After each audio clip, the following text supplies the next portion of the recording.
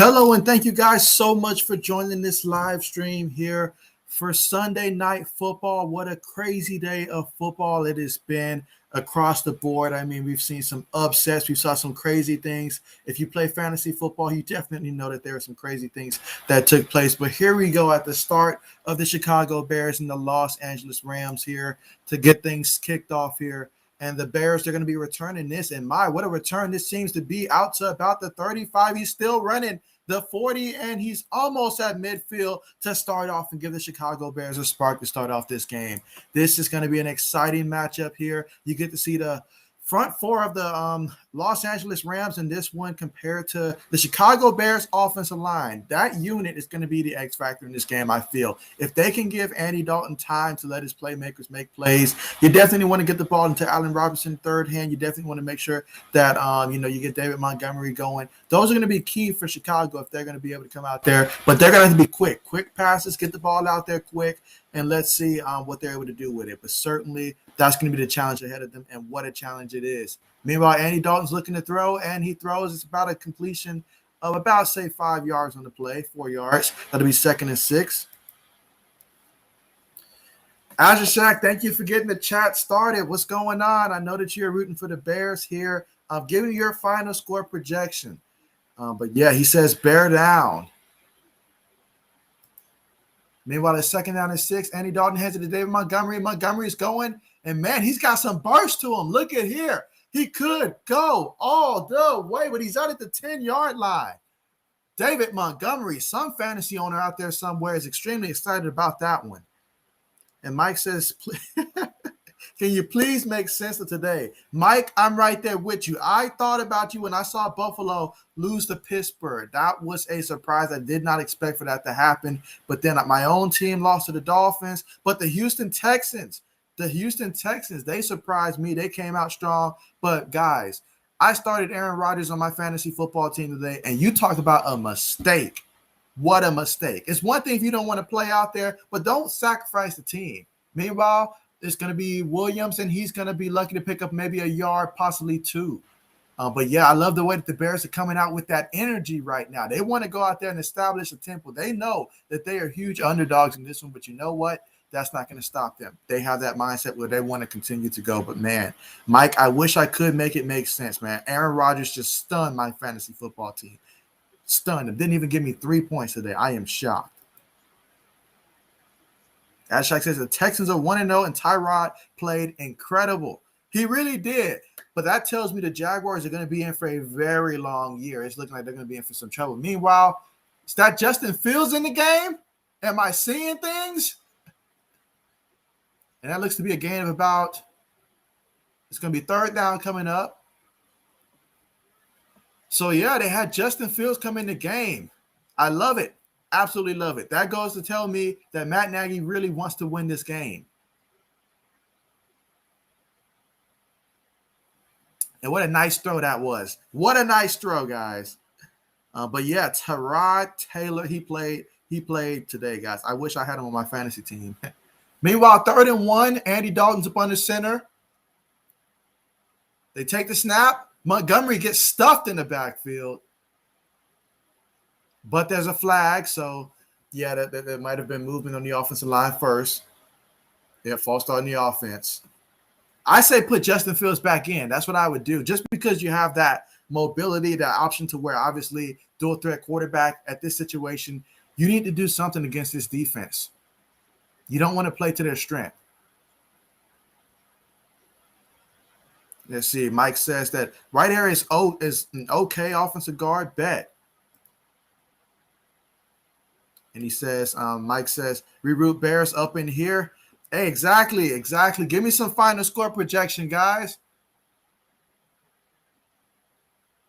We have a 3rd and 6, and my goodness, it's early in the game, but this drive feels so important right now for the Chicago Bears. So important. They want to come out and not settle for a field goal, anything like that. They have to score a touchdown and set the tone early in this one. Because if they can set the tone early, then they can help their defense out. They've got a good defense, but they certainly don't want to have this defense have to carry them for too long in this one, because the Rams are a very good team. Let's see. Ashak says, let's go, Monty. Hashtag says, for real, Whitehair has been with Chicago for how long has he been with the Bears now? Actually, if you guys can tell me, how long has he been with the Bears now? And Mike says, my Bills had zero heart. Terrible. Hey, Mike, I thought about you again for the Washington football team. Although the Chargers did win, it was not as bad as you thought it was going to be. You know, I was right about that. That was one of the things that I was right about. That and the fact that I said the Cardinals are for real. Meanwhile, it's 3rd and 6. Andy Dalton's in the shotgun. He's looking. He throws. If the ball's tipped, was that an interception? Was it an interception? Did it hit the ground? The referee saying it hit the ground. No, that looks like an interception, actually. Oh, man, that's tough. Get him out of there, coach. Man. But, yeah, Mike, I don't know what to say. Like, they really legit, like, played with zero heart out there. Like, I was too busy struggling with my fantasy team, but that was tough. And Mike says he was – hey, I was rooting for the Bills as well, Mike. It was tough, man, to see Miami win in that fashion, to see Damian Harris fumble the ball in that situation.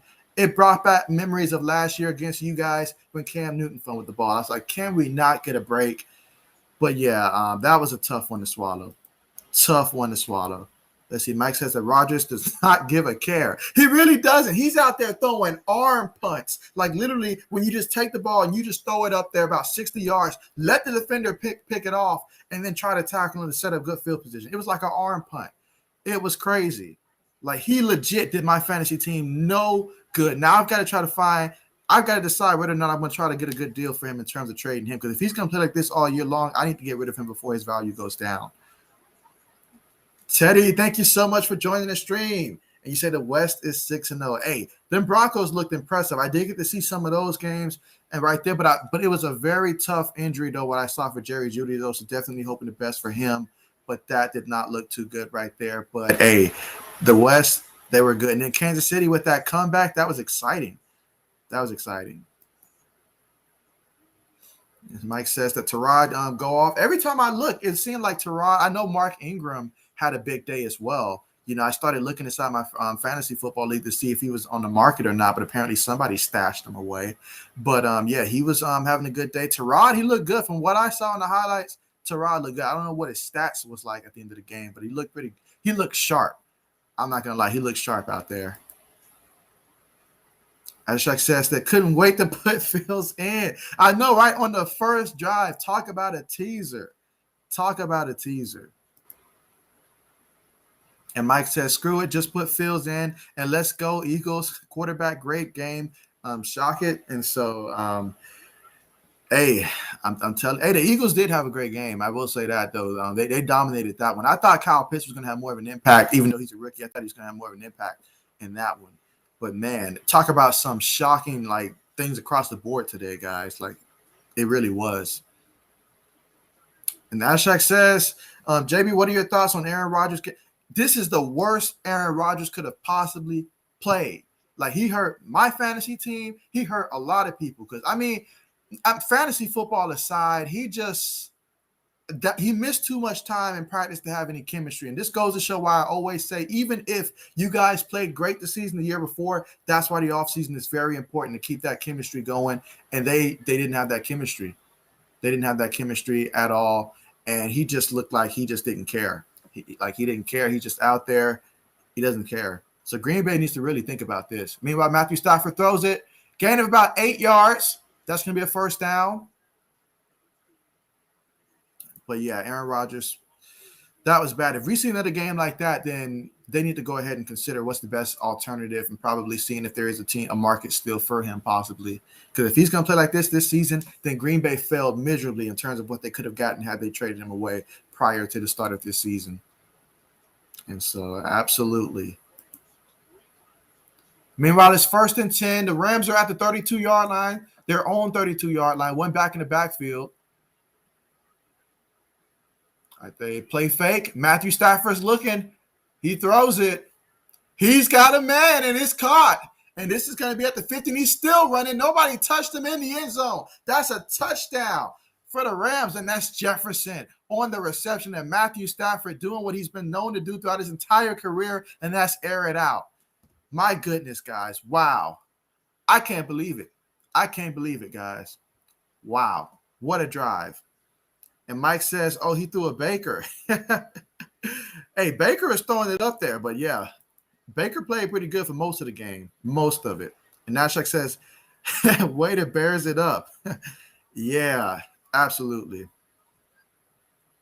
And Mike says that the Fitz hip jokes write themselves.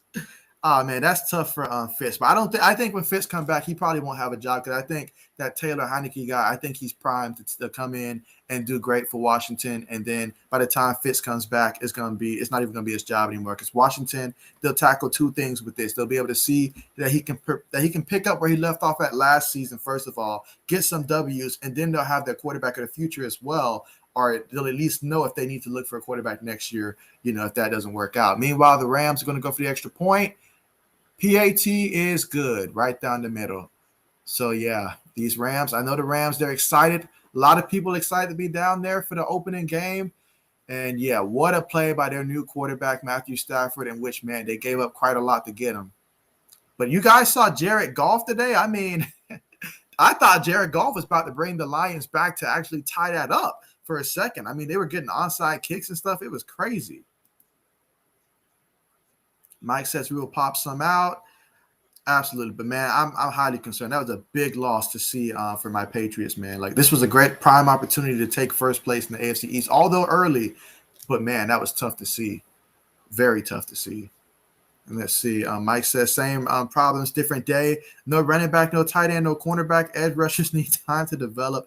I think Pittsburgh defense was just that good, though, when it comes to that Buffalo game. I know that Pittsburgh is probably one of the teams that I might, including myself, I've definitely underrated, just how good that defense is. Like, I knew the defense would be good, but just seeing how they fell apart last season, it was tough to pick them in a lot of those games. So, but they really showed up. But, guys, the Arizona Cardinals, they proved why I've been harping all off season long, why Kyler Murray's going to have an MVP caliber season and why the Arizona Cardinals are really good. Did y'all see how Chandler Jones played? My goodness, the man had like 5 sacks today. That was amazing to watch. And most of those came in the first half. Mike says, that is why I don't like Rodgers. He always gives up too easy.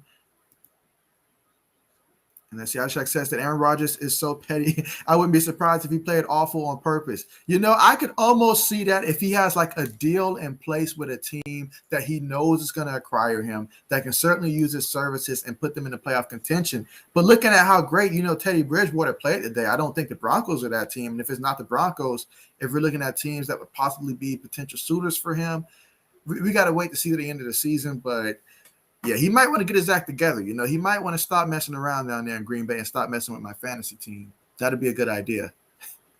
But yeah, I wouldn't be surprised either, as a Shaq. That was a terrible display. All right, so Teddy says that Dalton has 74 wins and Stafford has 74 wins. It's a tie. That is one heck of a stat to bring up right there. So I appreciate that. I had no idea that those two had the same amount of wins. Can you imagine that? Wow. It's amazing. And let's see, who's been in the league longer? Matthew Stafford's been in the league longer than Andy Dalton, right? Like, how long have they both been in the league?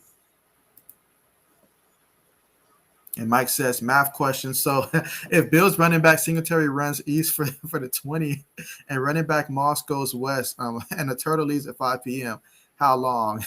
The answer, Mike, is end of the season. That's it. It's going to take the entire season. But I know wasn't Moss out this game? I think he was out.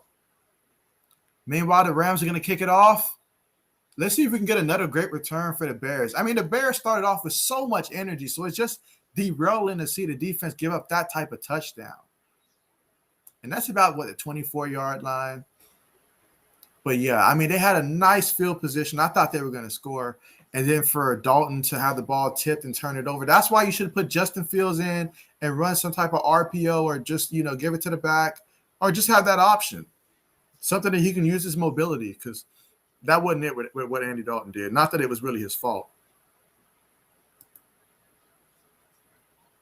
And Teddy says Packers first place, tie if Bears lose.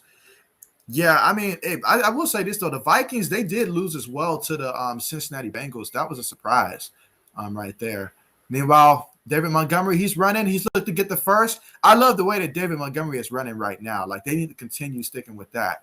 He is running extremely well right now. I see that burst, excellent reads, finding the opening. So I like the way that he's running the ball right now.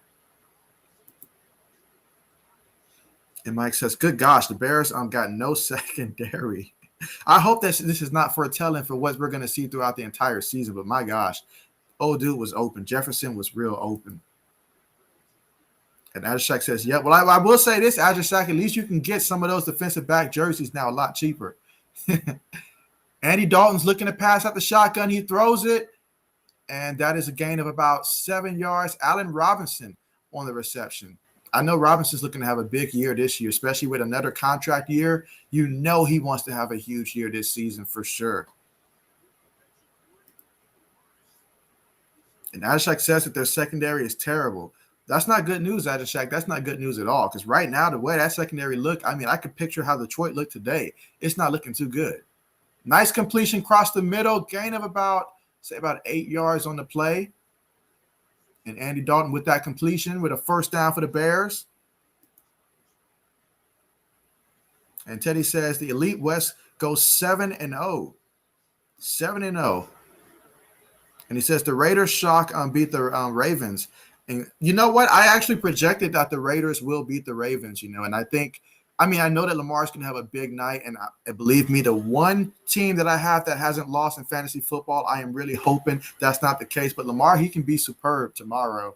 But I still think the Raiders are going to find a way to win. Just all that electricity being at home. I think the Raiders got a good chance to win at home and start off the season on the right note. I think they're going to really, really want this. From the Ravens, they got a lot of injuries, a lot of things that are adding up against them. But with Lamar, it's going to be a close one. I've got Raiders 26-24. Oh, my goodness. Peters has got to stay on his feet. My goodness. He got pushed back on that. That's embarrassing. Meanwhile, it's 2nd down and 10. 2 backs in the backfield. Williams goes in motion. Hands it to Montgomery across the middle. Gain of probably about 3 yards on the play.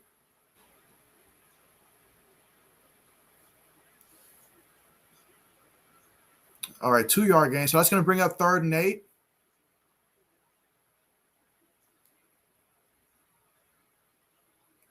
And Teddy has to bring up that the East lost, he says, 6 games.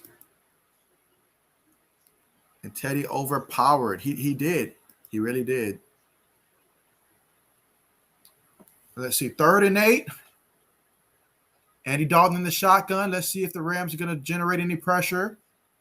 Can this offensive line hold up? Quick throw to Williams. Smart decision to get the ball out quick, but not enough to get the first down. So that's going to bring up a 4th down.